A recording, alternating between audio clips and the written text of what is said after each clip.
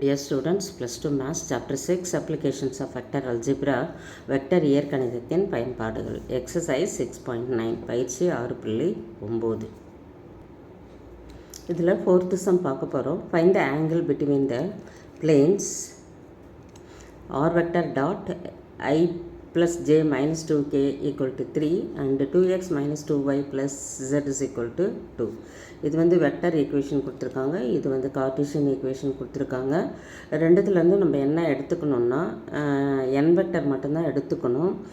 என் vector இந்த ரெண்டு பிளேனுக்கும் in between the angle is equal to the angle between these two normal vectors.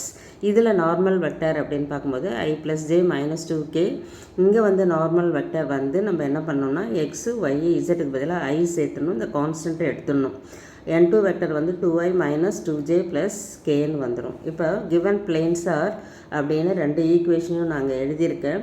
ஒன்று வந்து r vector dot I plus j minus 2k is equal to 3. இதில் n1 vector வந்து இது மட்டும்தான் I plus j minus 2k. அதே போல் இங்கே வந்து n2 vector வந்து 2i minus 2j plus k. இப்போ n1 vector dot n2 vector கண்டுபிடிக்கிறோம். I plus j minus 2k dot 2i minus 2j plus k. உங்களுக்கு டாட்டு தெரியும்.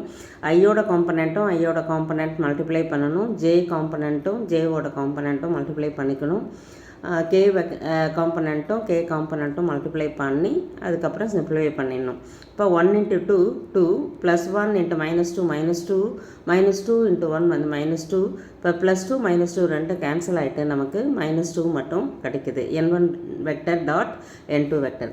அதுக்கப்புறம் மாடுலஸ் ஆஃப் n1 வெக்டர் எடுக்கிறோம். Modulus of n1 vector equal to square root of 1 square plus 1 square minus 2 square வந்து 4 வந்துடும், which is equal to root 6. அதே போல் modulus of n2 vector வந்து root of 4 அதாவது 2 square minus 2 square plus 1 square, அது வந்து 4 plus 4 plus 1 equal to root 9, which is equal to 3ன்னு வந்துடும். இப்போ நமக்கு தீட்டாக்குரிய ஃபார்முலா என்ன அப்படின்னா theta is equal to cos inverse of n1 vector dot n2 vector by modulus of n1 vector into modulus of n2 vector.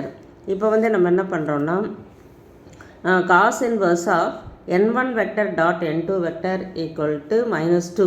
இங்கே வந்து modulus of n1 vector வந்து root 6, modulus of n2 vector வந்து 3, which is equal to cos inverse of 2 by 3 into root 6.